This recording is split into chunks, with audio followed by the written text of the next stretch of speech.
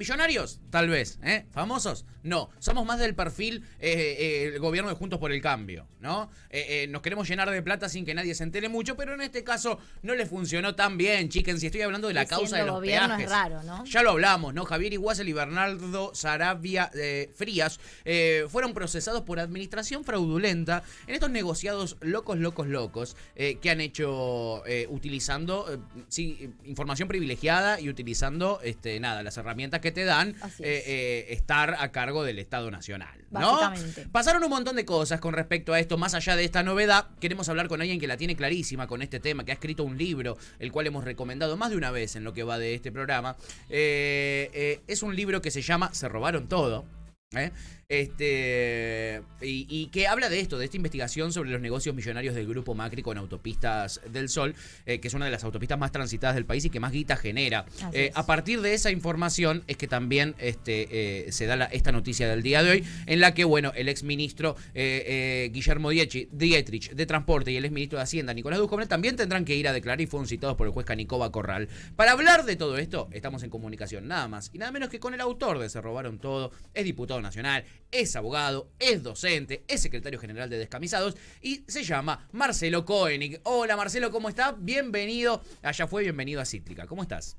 Hola, ¿qué tal? ¿Cómo les va? Hola, Marcelo. Muy bien, muy bien. Sorprendido por lo a cara de perro que hicieron todo, Marcelo, si te soy sincero. Yo ya había leído tu libro y ahí está todo clarísimo, pero es muy loco cómo la investigación sigue avanzando y cómo se quedaron con toda esa plata, cómo utilizaron el Estado para enriquecerse. ¿Podés contarnos un poquitito de qué va la causa del peaje? Mira, la causa del peaje en realidad lo que tiene es la segunda parte del libro, sería como la saga del libro. El libro cuenta cómo siendo empresarios se hicieron ricos robando al Estado y robando a los hombres y mujeres que pasan por la Panamericana, que es la autopista más transitada de toda la Argentina. Sí. Y cómo permanentemente la mantenían a esa empresa en condiciones deficitarias, haciendo maniobras, por eso le exigían cada vez más al Estado y aumentos de peajes y que no hacer obras y todo un montón de cosas por la cual se enriquecieron y después llegaron al Estado precisamente para eso que decían ustedes, ¿no? Para utilizar las herramientas del Estado en favor de los negocios privados.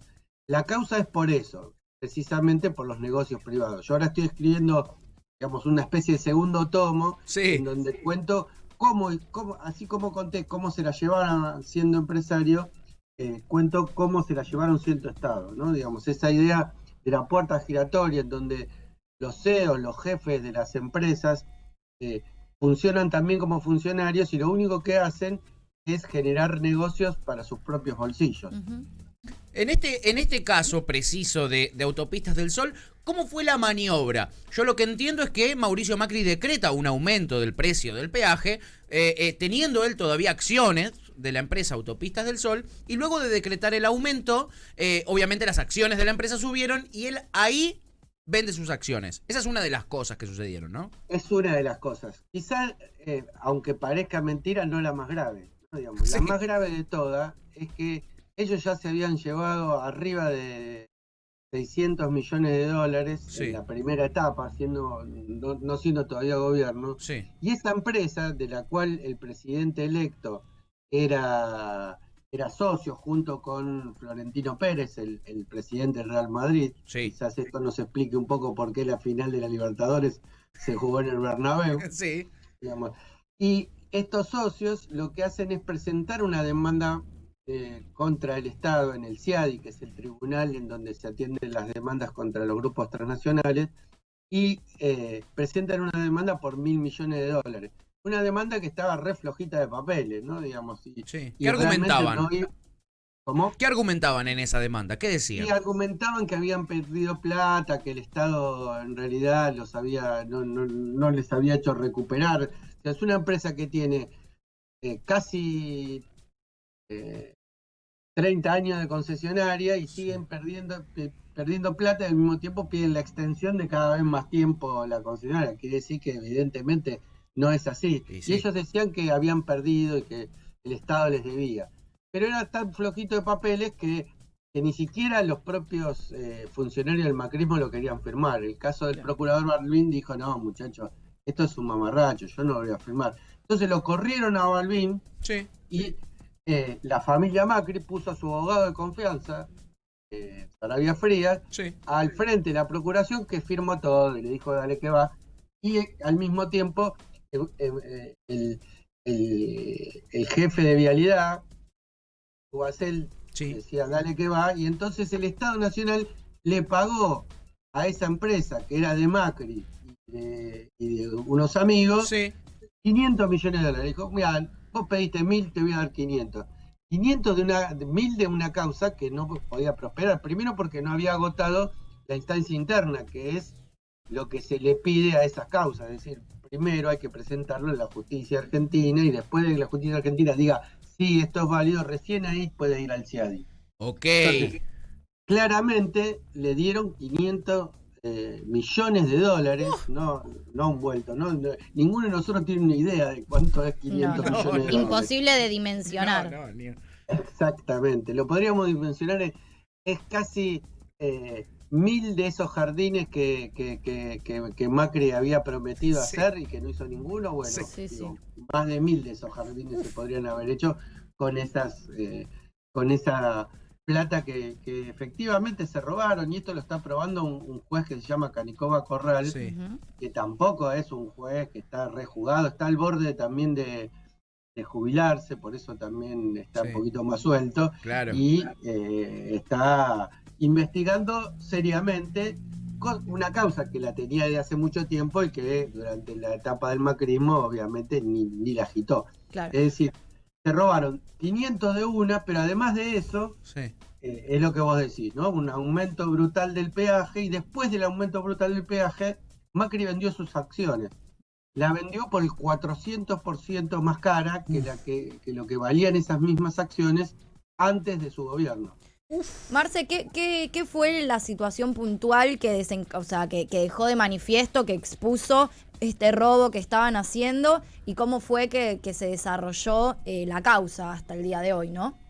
Mira, la causa la iniciaron algunos compañeros y colegas míos, abogados y diputados, digamos, el Rodolfo Alteilade, con quien estamos armando esta parte, este segundo libro que cuenta un poquito la causa, pero más que la causa, ¿no? Porque hace otras investigaciones en relación a la complicidad de otros poderes del Estado, ¿no? Por ejemplo, para tirar una bombita, en la época del gobierno de Cristina, el Estado había hecho una intervención, que terminó siendo una intervención informativa, pero hizo 50 informes en donde se demostraba cómo se habían llevado la plata. Y terminó unos días antes de la asunción de Macri con una denuncia por parte del Estado, por una denuncia penal tributaria. Esta denuncia, por una de esas cosas de la magia del Poder Judicial, cayó en manos de la jueza Arroyo Salgado. ¿Alguno se acuerda quién es Arroyo Salgado? Por supuesto, es la exmujer del fiscal Nisman, por ejemplo. Exactamente. ¿Y qué hizo Arroyo Salgado? Investigó hasta las últimas consecuencias y hizo que esta empresa inescrupulosa le devolviera al Estado lo que le había sacado. Probablemente no. No precisamente. Bueno, lo que hizo precisamente fue sobreseerlos en base a la idea de que se habían adherido, cosa que no podían hacer porque expresamente esta ley no permitía, al blanqueo. Perdón, Marce, perdón, ¿querés alejarte un poquito de la cámara porque te estamos viendo la mitad de la cabeza? Yo no lo veo ustedes, así que... Mejor que no nos vean. Ahí estás, ideal. Ahí estamos. Bueno, estabas contando, Estaba contando que Arroyo Salgado lo que hizo fue, en base a una prueba testimonial, dijo, bueno, esta gente adhirió al blanqueo. Y en general esto no se prueba con una prueba testimonial, no es con que alguien viene y me dice que adhirió, sino con los papelitos. Claro. Y evidentemente acá hizo por lo menos una omisión que uno se puede preguntar, ¿por qué esa omisión? Acá, como diría Pancho Ibáñez, todo tiene que ver con todo, ¿no? Digamos, al mismo tiempo la AFIP fue cómplice de todas estas maniobras. Todas estas cuestiones, digamos, son parte, algunas son parte de la causa, otras no son parte de la causa, son investigaciones nuevas que nos vamos encontrando con una verdadera banda, y lo que hacía era hacer suculentos negocios. Esto en prejuicio de las mayorías populares, porque la correlación entre esas obscenas fortunas que tienen los multimillonarios en la Argentina es la carencia de todo que tienen los más humildes. Claro, no, por supuesto. Donde esa guita que se la llevaron de algún lado. Podría haber sido destinada a algún lado. Por ejemplo, en este caso de la pandemia, a un montonazo de cosas, como por ejemplo conseguir más camas de terapia intensiva o más contención para los sectores más vulnerables. Por ejemplo, para que entendamos un poquitito qué significa que hayan estafado al Estado. Nos cagaron a todos, chiques. Nos cagaron a todos. A juzgar por toda la información que tenés y por las pruebas presentadas, ¿cómo crees que puede llegar a desencadenarse esto? O sea, ¿le ves un futuro próspero para el pueblo o crees que se van a salir con la suya? ¿Te sorprendió que llamen a declarar a indagatoria a los exministros? No me sorprendió porque la lógica propia de la causa va en ese sentido. Uh-huh. Si vos me preguntás a mí, yo no tengo mucha esperanza que este Poder Judicial, si no lo democratizamos, realmente actúa hasta las últimas consecuencias. Pero bueno, claro. Ojalá me equivoque. Quiero equivocarme en esta. En esta querés estar errado, sí, Marcelo. Sí, ojalá sea así. Canicova Corral se está retirando, pero antes de hacerlo hizo le trabó este embargo de 500 millones y además, bueno, citó a declarar a Guillermo Dietrich y a Nicolás Dujovne. ¿Cuál fue el rol de Dietrich? Obviamente ministro de Transporte, de haber sido uno de los que puso el gancho. ¿Y cuál fue el rol de Nicolás Dujovne? ¿Qué es lo que van a tener que ir a declarar en la justicia? Mira, lo de Dujovne es más indirecto. Dujovne porque vialidad no es responsabilidad del ministro de Economía. Claro. Y esto uno puede decir que esto es una cuestión estrictamente dependiente del Ministerio de Transporte. Sí. Pero lo que sucedió es que Dujovne en un momento, por las implicancias de recursos que tenía esta cuestión de pagarle 500 millones a la concesionaria, lo que hace es se niega a hacerlo. Porque si yo esto no lo firmo así. Y ahí es donde entra la causa. La pregunta es, ¿por qué se negó? Claro. ¿No? En el caso del procurador Balbín quedó muy clarito por qué se había negado y sí. Él fue testigo en la causa y lo dijo con todas las letras, que le parecía que no correspondía. Es más, él lo dijo en su momento, ¿no? Digamos que ese reclamo de la empresa ante el CIADI era absolutamente inviable y además estaba prescripto, ¿no? Digamos, si esto fuera poco, que era mentiroso, ya había pasado el tiempo para hacer ese reclamo. Claro. Con lo cual, realmente, digamos, su alejamiento de ese lugar fue nada más que para facilitar que el que viniera, que era un abogado de la familia Macri, le firmara todo para sacar el beneficio concreto. Estamos hablando con Marcelo Koenig, diputado nacional, abogado, docente, secretario general también de Descamisados, es el autor del libro Se Robaron Todo, donde explica un poquitito cómo llegan estos ahora exfuncionarios a enriquecerse tanto a costa del Estado. Es un libro que yo lo recomiendo. Ahora se viene la parte 2, nos anticipaba Marcelo, que ya está trabajando. ¿Querés darle el título de Contraataca? A mí me gusta ponerle a todas las segundas partes el Imperio Contraataca. Todo el tiempo. Marcelo, pero si querés, o sea, no estás obligado a ponerle. No estás obligado a ponerle. Todavía estoy discutiendo el título. Si es Estamos hartos de mantener vago. Muy buena. Esa me gusta. O si. Hartos de mantener chetos. Esa sí, podría ser. Estamos hartos de mantener chetos. Esa es buena también. Marcelo, hemos visto este tipo de situaciones a lo largo de la historia moderna argentina una y otra vez. no nos sorprende, más allá de que es escandaloso, no nos sorprende que haya sucedido esto, porque además, mientras sucedía también gente como vos, ¿no? Lo denunciaban. Y me pregunto, ¿qué se puede hacer desde el Estado? Ponele que ahora hay un gobierno popular en la Argentina. ¿Qué se puede hacer desde el Estado para que este tipo de cosas no sucedan más? Para que por ejemplo, el presidente, antes de asumir, se vea obligado a vender sus acciones en Autopista del Sol y no tenga tiempo para hacer subir las acciones con medidas del Ejecutivo y después enriquecerse. ¿Qué se puede hacer? Ya, yo creo que hay que hacer algunas cuestiones que tienen que ver con lo constitucional, sí, para evitar este tipo de conflictos, ¿no? Digamos, porque vos no lo podés obligar a vender por una ley. Claro. Yo creo que tendría que... Y además tiene que haber algo que dé cuenta de la fortuna de los presidentes antes y después del ejercicio presidencial. Yo creo que ninguna decisión política tiene que enriquecer personalmente a aquellos que están en la función. Pero ojo, que yo creo que esto no es el problema central de la Argentina. ¿En qué sentido lo digo? Que acá, por eso fue la idea de empezar por el primer libro y no empezar por cómo se beneficiaron de siendo presidente. Porque acá existen empresarios que hacen negocios con el Estado. De hecho, la familia Macri hizo su fortuna así. Claro. Se llamaba en aquel entonces, en los 80, la patria contratista. Claro. La fortuna de los Macri se hizo a expensas del Estado Nacional, ¿no? Sí. Digo, primero durante la dictadura, que pasó de un puñado de empresas a tener casi 50, y después con Alfonsín y con el resto de los presidentes de la democracia siguió aumentando exponencialmente su fortuna sin ser funcionario. Sí. Claro.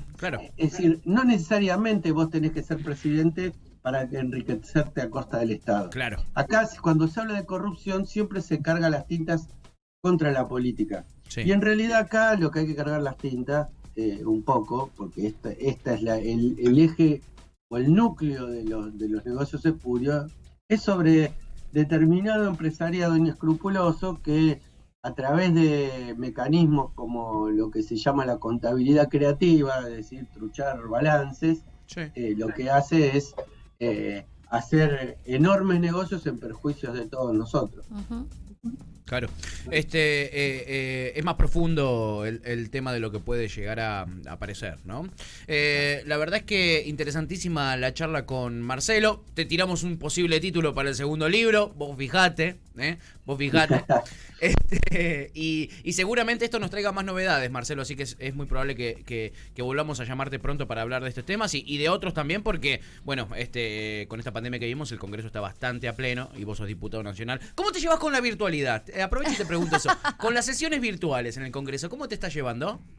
Bueno, después de aparecer durante media entrevista con la cabeza cortada, no puedo decir que me llevo muy bien, ¿no? Esa es la respuesta, ¿no? Esa es parte de la respuesta. Pero si yo me comparo en relación a otros diputados y diputadas, creo que la llevo bastante bien. ¡Qué bien! O sea, podés conectar a lo sumo con la mitad de la cabeza, pero estás ahí. Pero estás. Como de última es lo de menos. Lo más complicado igual es la acreditación de identidad, que hay que sacarse selfie. Todos deben pensar, ¿no?, que los diputados y las diputadas somos ególatras, que nos estamos ahí sacando fotitos, pero es la manera que registre nuestra identidad, porque se armó un sistema que está conectado con el Registro Nacional de las Personas para acreditar la identidad, para que no haya ningún tipo trucho. Está bien. Entonces, a partir de eso es un poquito más complicado que conectarse y nada, también la vamos llevando, la vamos piloteando como podemos. Bien ahí, no queda otra. Marcelo Koenig, diputado nacional, abogado, docente, secretario general de Descamisados y autor, entre muchos otros libros, de Se Robaron Todo. Se robaron todo, el Imperio Contraataca, la dejamos ahí picando. Marcelo, te agradecemos mucho por la nota y seguramente estemos hablando pronto. Bueno, un abrazo para todos y todas. Chau, Marcelo. Muchas gracias, abrazo grande. Muy interesante, ¿no? Repasemos para que entendamos bien todo lo que nos contaba Marcelo. Esta empresa socia de los Macri, Autopista del Sol, que le pertenece a Florentino Pérez, un empresario de la construcción de los más grandes del mundo, dueño, presidente, entre otras cosas, del Real Madrid, con el cual ha hecho un montón de negocios. Nada más y nada menos. Nada más y nada menos. Hacía negocios aquí con Autopistas del Sol y presentaron una falsa denuncia en el CIADI diciendo que Argentina, el Estado, los había estafado. ¿Qué pasaba con esa denuncia? Primero, había caducado, así que no se podía presentar. Había caducado el lapso de tiempo que tenían para presentar la denuncia. O sea que ya por ese lado ya no funcionaba. Después, por otro lado, antes de llegar a denunciar en el CIADI, vos tenés que recorrer toda la justicia argentina para llegar hasta ahí. Tampoco lo habían hecho. O sea, esa denuncia era una denuncia truchísima, que no tenía sentido. El gobierno de Mauricio Macri dice, nos piden $1.000 millones por esto. Le vamos a dar 500 millones, lo presentaron como una gran victoria, nos pedían 1.000, nosotros evitamos el juicio y le pagamos la mitad nada más, lo presentaron como una gran victoria, pero en verdad estaban estafándonos a todos nosotros porque no hacía falta ni pagarles porque esa denuncia no iba a prosperar. Entonces, eso ya hizo que la empresa tenga una inyección de $500 millones que no tenía. Eso le sube el valor a las acciones de la empresa. O sea, es descarado. Es descarado porque después pasa esto. Después de esa inyección de $500 millones, el mismo gobierno de Mauricio Macri decreta un aumento del peaje del 400%, por lo cual las acciones vuelven a subir.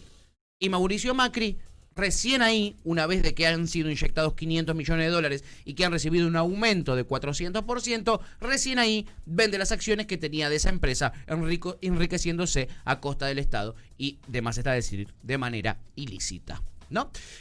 Con ese resumen me parece que más o menos quedó clarito lo que ahora sucedió. Es imposible que, o sea, no imposible, es increíble que después de todo esto que acaban de contar Marcelo y que resumiste muy bien recién vos, existe la posibilidad de que esta causa quede impune. Olvídate. O sea, eso es increíble. Yo no tengo dudas de que Macri no le va a pasar nada con esto. Es una barbaridad. Como verás, han ido a declarar Dietrich, Duhovne, Sarabia Frías y Mauricio Macri. No, y además no solo que no fue a declarar, sino que muchas veces ni se lo nombra en la causa. O sea, ni se lo nombra como parte de este robo. De esta defraudación al Estado. Ni se lo contempla. Impresionante. Bueno, Macri se ve que ha sabido cerrar la boca, y en este caso, y por eso es que no lo llaman. Los que tendrán que irse de boca serán Dietrich y Duhovne. Yo siempre te bardeo con el Imperio Contraataca, pero justo para esto me parece un título espectacular. ¿Ves lo que te digo? Una saga de ¿se robaron todo el Imperio Contraataca? Cuando salga el segundo libro y lean ahí el Imperio Contraataca, se van a acordar te doy de mí la derecha, amigo. y de mi ingenio, un ingenio sobrenatural, podemos decir. Con mucha humildad lo digo, ¿no? Con mucha humildad. Como yo decía, lo de Fío con mucha humildad también. 11:39 de la mañana, la gente nos bombardea a mensajes al 1540465362. Lo repito porque vale la pena, 1540465362. Nos escuchan, Pipa, pero también nos miran. Exactamente, nos pueden ver a través de nuestra página web www.citricaradio.com o a través de la nueva y hermosa plataforma que estamos implementando que se llama Twitch. A ella pueden acceder tanto por internet, que es www.twitch.tv/Cítrica o más cómodo aún, se pueden descargar la app en sus teléfonos celulares, siguen a Cítrica Radio y les va a avisar cada vez que empecemos a transmitir en vivo y en directo. Vamos, Menem. Ahora sí, poneme un temita, Ian Soler. La gente está pidiendo temas a lo loco, sepan que todo lo que está sonando es pedido, Mira, escuchate esto.